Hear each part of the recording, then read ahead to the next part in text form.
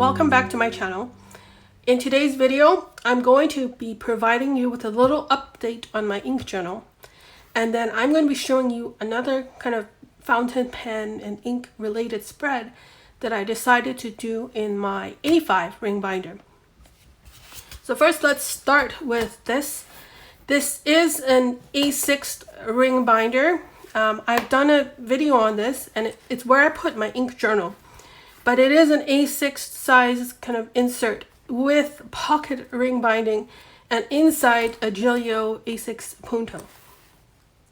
The only thing I wanted to update with this, and it's been going quite well so far in here, is that I've added the little labels to the dividers here at the top. So in my first video, I didn't have any labels, and I'll try to bring it up close. So what I did was, I don't have a label maker, but I did have some extra vellum, and so I printed out these labels onto the vellum, and I cut it out and I stuck it onto the cardstock dividers like this. And then, because my local library has a Cricut machine, I went back to the library. I used their Cricut machine on some clear contact paper, and on the clear contact paper, I cut it out to the same shape as the tab. I wrapped that clear plastic contact paper that was cut over the tab here in the shape of the tab.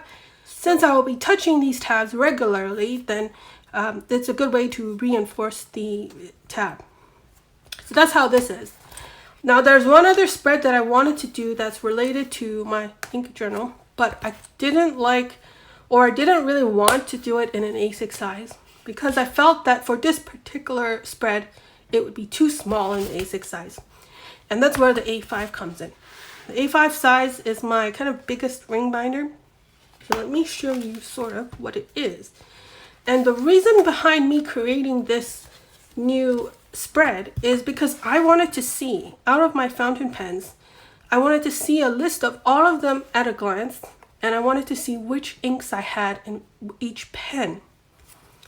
And I have a little currently inked section in this ink journal, but I felt like that was not enough. I wanted to be able to see each one and then kind of use it as a way to plan out which ink and which pen I wanted to go together.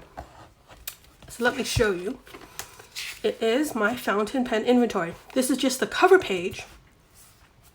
Now I just wanted to quickly mention that the little graphics here on the top and the bottom I found online on a site called Freepik, and I can't quite remember the artist's name. I will put it on the screen and I will link to that graphic, but it is free to use. I just have to give proper attribution to them. So here's my credit to that user for drawing these little fountain pens and pen outlines, because I could never do that. So that's what I'm using here, and let's show you the fountain pen inventory spread. Now this isn't complete, but you'll see that there's two identical pages here, and each page has 3 columns. So the first column, you have a pen, it says pen, then nib, and then ink. In the first column, what I have is a list of all the pens I have that are currently inked.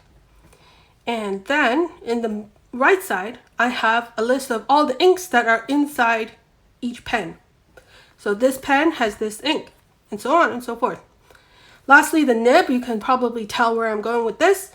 This is a stub nib, let's say, and that means the stub nib is inside this TWSBI pen, and it's using this ink. All of these are printed, all of these little labels are printed on a page marker. It's a Post-it brand. Let me show you. Here it is. It's 3M Post-it pop-up page markers, and there's 4 different colors. I got this maybe like 15 years ago when I was studying for some course, and I never finished it up. So this is a good way for me to finish it up. And what I did was I took out each one of them. I cut them into 2. Or rather, I printed on them first. I printed out, for all the blue labels, I printed out the pen. So I printed it out onto this page marker. Then I cut it into 2 just to save a little bit of space. And then I stuck them here. And it does act kind of like a sticky note. So sometimes I will refer to this as a sticky note. because they do have something sticky on the back, and it's not too sticky. Actually, I think it could be stickier, but it doesn't matter. It still works. And you'll notice that this spread is not finished. This spread is pretty much finished because I thought I'd do it on camera, and also I thought I have some more of these that I need to print out, and I'll show you the process of me printing those out as well.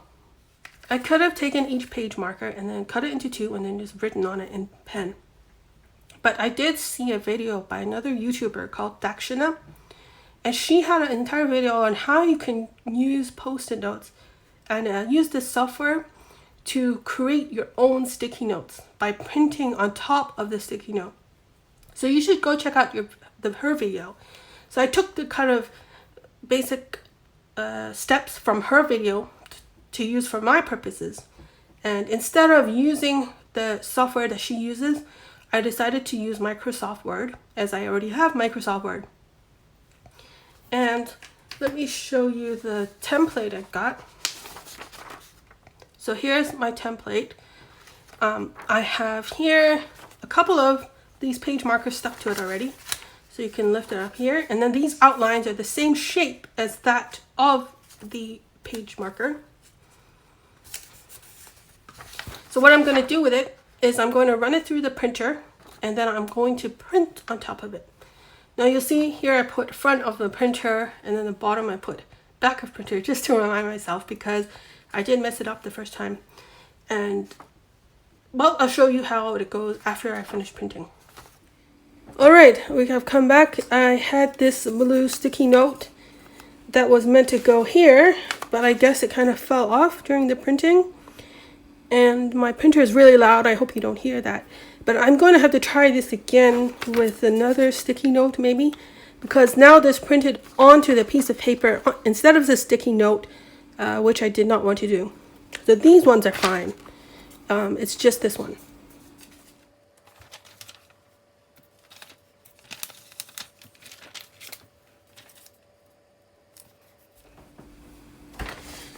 Well, I'm back. This is what happens when I try to print live on camera.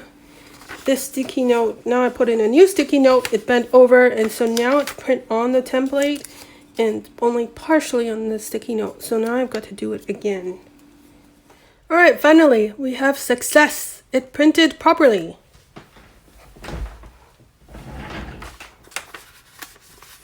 So now what I'm going to do is I'm going to cut these up, and then I'm going to rearrange them, and then I'll show you how it looks once I'm done.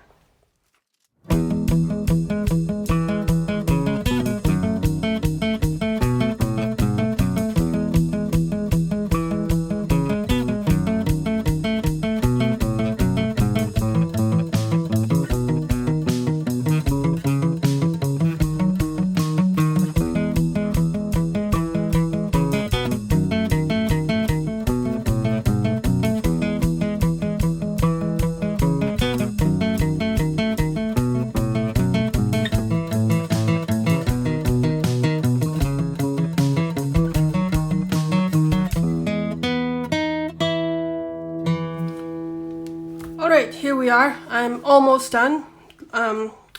You see that I have on the back here a list of all of the ink that I don't have in a pen at the moment. A list of the pens here in the back as well that I don't have inked up, and then a list of the spare nibs that I have. And so when I need to use these inks, or when I ink up a pen with these, then I will transfer it over here.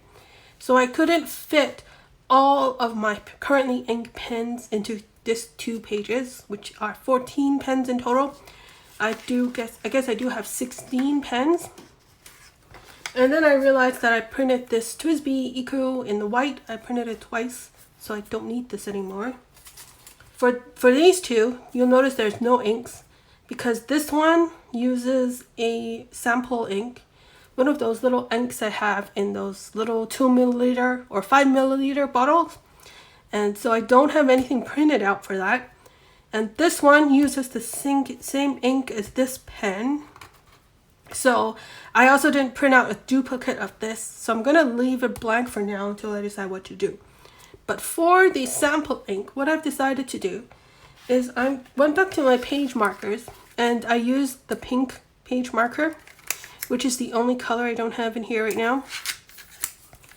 And I'm going to cut it into two.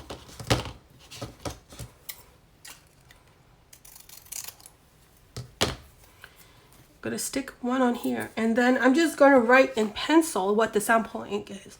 I don't want to print on this one because they're all sample inks, and if I run out of the sample ink I might not have it again, so I might as well just use pencil, and then I can erase it and then rewrite over it if I needed to.